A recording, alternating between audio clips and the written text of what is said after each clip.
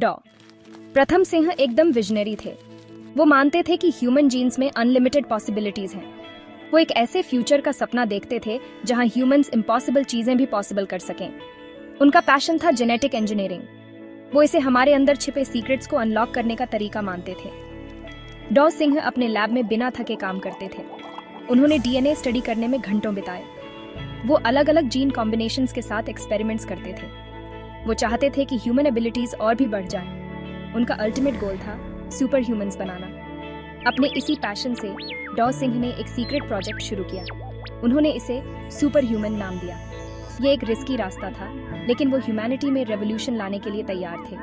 वो किसी भी रिजल्ट के लिए तैयार थे, चाहे कुछ भी हो। डॉ सिंह को एंशिएंट मिथ्स से इंस्पिरेशन मिली। उन्होंने हमेशा सोचा था कि क्या इन कहानियों में कुछ सच्चाई हो सकती है या ये सिर्फ कल्पनाएं हैं। उन्होंने हनुमान और भीम जैसे पावरफुल बीइंग्स के बारे में पढ़ा था। ये पात्र सिर्फ कहानियों में ही नहीं, बल्कि लोगों की आस्था में भी बसे हुए थे। उनके पास इमेंस पावर और इंटेलिजेंस थी। ये शक्तियां किसी भी सामान्य मानव के लिए असंभव लगती थीं। लेकिन क्या वाकई ऐसा था? उन्होंने सोचा कि क्या इन मिथ्स में कुछ सच्चाई है? क्या ये सिर्फ कहानियां हैं या इनमें छुपे हुए साइंटिफिक ट्रूथ्स हैं? क्या जेनेटिक मैनिपुलेशन से ऑर्डिनरी ह्यूमंस में भी ऐसी एबिलिटीज आ सकती हैं? क्या हम अपने जीन्स को बदलकर एक्स्ट्रॉर्डिनरी बन सकते हैं? उन्होंने एंशिएंट टेक्स्ट्स को गहराई से स्टडी किया। हर पन्ने में उन्हें कुछ नया और अद्भुत मिला। उन्होंने इन मिथिकल बीइंग्स के डिस्क्रिप्शंस पढ़े। हर विवरण में कुछ न कुछ ऐसा था जो उन्हें सोचने पर मजबूर कर देता था। वो क्लूज ढूंढ रहे थे, कोई भी साइन कि कैसे उन्होंने ये एक्स्ट्रॉर्डिनरी अचीवमेंट्स हासिल किए। क्या ये सिर्फ कल्पना थी या इसके पीछे कोई साइंटिफिक बेसिस था? उन्हें यकीन था कि हमारे डीएनए में कहीं ना कहीं ये हिडन जीन्स हैं। ये जीन्स शायद डॉर्मेंट हैं, लेकिन सही कंडीशंस में एक्टिवेट हो सकते हैं। उनका मिशन था इन्हें एक्टिवेट करना। अगर ये संभव हो सका तो मानवता के लिए एक नया युग शुरू हो सकता है। उन्होंने ये थ्योरी बनाई कि एंशिएंट सिविलाइजेशंस के पास एडवांस्ड जेनेटिक नॉलेज रही होगी। शायद वो जानते थे कि जीन्स को कैसे मैनिपुलेट करना है। शायद उन्हें पता था कि जीन्स को कैसे मैनिपुलेट करना है ताकि सुपर ह्यूमंस बनाए जा सकें। ये विचार जितना रोमांचक था, उतना ही डरावना भी। ये आइडिया उन्हें एक्साइटेड भी करता था और डराता भी था। अगर ये सच हुआ तो इसके परिणाम क्या होंगे? वो अननोन टेरिटरी में एंटर कर रहे थे। ये एक ऐसा क्षेत्र था जहां साइंस और मिथोलॉजी का मिलन हो रहा था और इसके परिणाम अनिश्चित थे। सालों की रिसर्च के बाद फाइनली रिजल्ट्स आए। डॉक्टर सिंह और उनकी टीम ने अपनी जिंदगी के कई साल इस प्रोजेक्ट में लगा दिए थे और आज उनकी मेहनत रंग लाई। डॉक्टर सिंह ने सक्सेसफुली अपना पहला जेनेटिकली एनहेंस्ड ह्यूमन बनाया। ये एक ऐसा मोमेंट था जो साइंस और टेक्नोलॉजी के इतिहास में हमेशा याद रखा जाएगा। उन्होंने उसका नाम SH1 रखा, शॉर्ट फॉर सुपर ह्यूमन 1। यह नाम सिर्फ एक लेबल नहीं था, बल्कि एक नए युग का प्रतीक था। SH1 में इनक्रेडिबल स्ट्रेंथ और एजिलिटी थी। उसकी शक्ति और फुर्ती देखकर ऐसा लगता था जैसे वो किसी दूसरे प्लेनेट से आया हो। वो अपने साइज से डबल वेट उठा सकता था, जो एक आम इंसान के लिए असंभव होता, और चीता से भी तेज भाग सकता था। उसकी स्पीड और स्टेमिना देखकर सभी हैरान रह गए। अपनी सक्सेस से खुश होकर डॉक्टर सिंह ने 2 और सुपर ह्यूमंस बनाए, SH2 और SH3। ये दोनों भी अपने आप में एक अद्भुत उदाहरण थे। SH2 में एक्स्ट्रॉर्डिनरी इंटेलिजेंस थी। उसकी दिमाग की क्षमता किसी भी सुपर कंप्यूटर से कम नहीं थी। वो कॉम्प्लेक्स इक्वेशन सेकंड्स में सॉल्व कर सकती थी, जो एक आम इंसान के लिए मुश्किल होता, और उसके पास फोटोग्राफिक मेमोरी थी। वो एक बार देखी हुई चीज को कभी नहीं भूलती थी।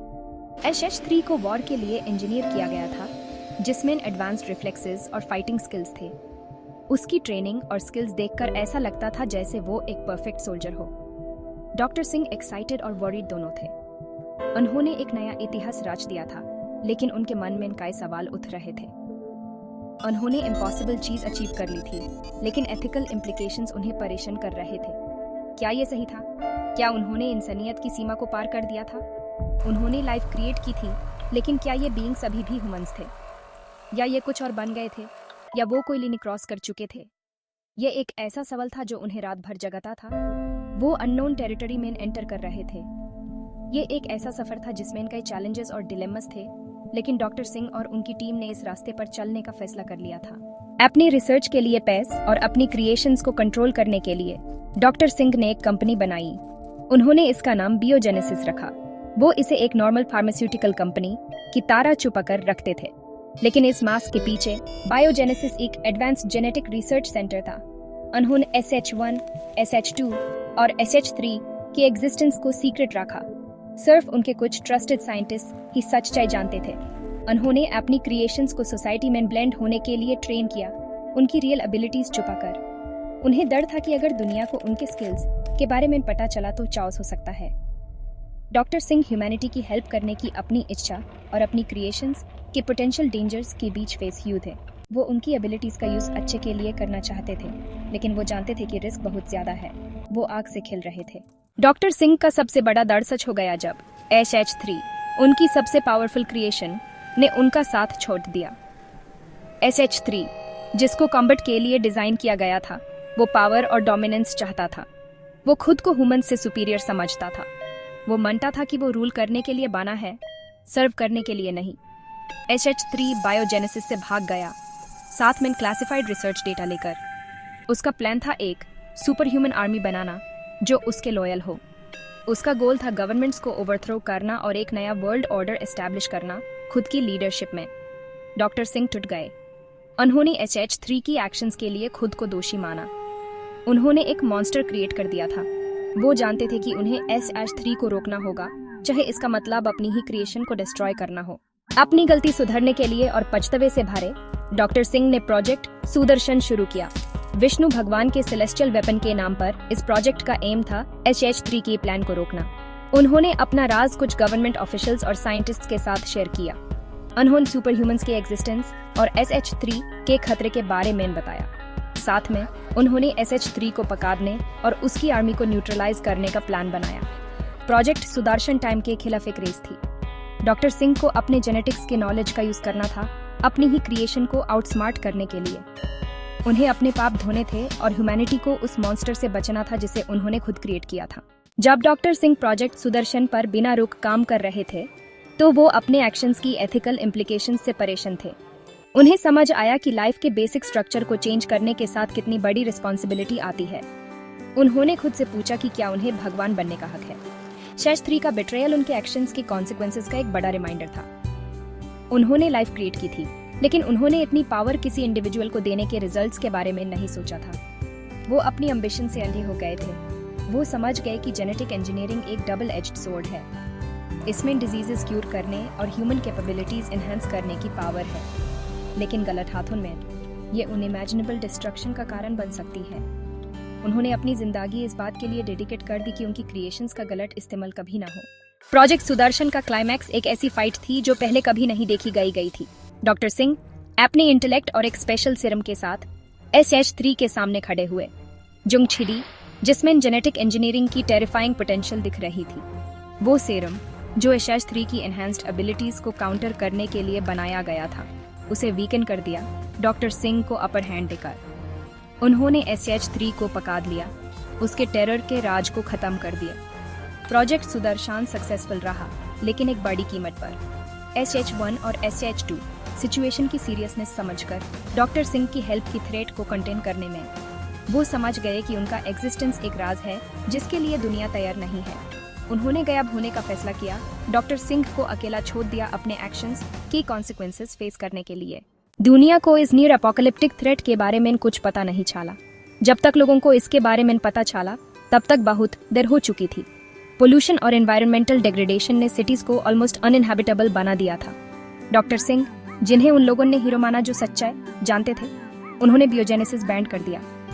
उन्होंने अपने रिसर्च को रोक दिया क्योंकि उन्हें समझ आ गया था कि उनका काम कितना डेंजरस हो सकता है अगर गलत हाथों में चला गया। उन्होंने अपनी लाइफ जेनेटिक इंजीनियरिंग की रिस्पॉन्सिबल यूज के लिए डेडिकेट कर दी। उन्होंने नए साइंटिस्ट्स को ट्रेन किया और उन्हें एथिकल रिसर्च की इंपॉर्टेंस के बारे में बताया। उन्होंने जेनेटिक इंजीनियरिंग के पोटेंशियल को समझा, लेकिन उन्होंने हमेशा इसके रिस्क्स को भी हाईलाइट किया। SH1, SH2 और SH3 का एग्जिस्टेंस एक राज बना रहा।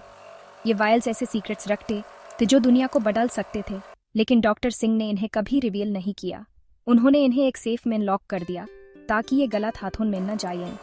डॉक्टर सिंह, जिन्हें उनके एक्सपीरियंसेस ने बदल दिया था, वो समझ गए कि जेनेटिक इंजीनियरिंग मॉरल और एथिकल क्वेश्चंस कितने प्रोफाउंड हैं। उन्होंने अपने काम को लेकर बहुत सोचा और समझा कि उनकी डिस्कवरीज का मिसयूज कितना डिजास्टर्स हो सकता है। उन्होंने अपनी आवाज़ का यूज़ इस बात के लिए किया कि उनकी गलतियां दोबारा ना दोहराई जाएं। उन्होंने कॉन्फ्रेंसेस में स्पीचेस दी और नए साइंटिस्ट्स को गाइड किया। उन्होंने हमेशा ये इंश्योर किया कि उनका मैसेज क्लियर हो, साइंस को ह्यूमैनिटी के भले के लिए यूज़ करना चाहिए, ना कि उसके खिलाफ। डॉक्टर प्रथम सिंह की कहानी एक कॉशनरी टेल है। यह कहानी हुमेन ये सिखाती है कि नॉलेज और पावर के साथ रिस्पॉन्सिबिलिटी भी आती है। उन्होंने अपनी लाइफ को एक मिशन बना लिया, साइंस को एथिकल और रिस्पॉन्सिबल तरीके से यूज़ करना। यह जेनेटिक इंजीनियरिंग की इमेंस पोटेंशियल और टेरिफाइंग रिस्क्स को हाईलाइट करती है। यह हुमेन ये बताती है कि अगर हम केयरफुल ना रहें तो हम अपने ही हाथों से अपनी तबाही लिख सकते हैं। जेनेटिक इंजीनियरिंग एक पावरफुल टूल है, लेकिन इसे रिस्पॉन्सिबली यूज करना जरूरी है। यह साइंटिफिक परस्यूट्स में एथिक्स और रिस्पॉन्सिबिलिटी की इंपॉर्टेंस बताती है। यह हुमेन ये याद दिलाती है कि साइंस सिर्फ डिस्कवरीज और इन्वेंशंस के बारे में नहीं है, बल्कि इसके एथिकल इम्प्लीकेशंस के बारे में भी है। हर साइंटिस्ट को यह समझना चाहिए कि उनका काम दुनिया पर क्या इम्पैक्ट डाल सकता है।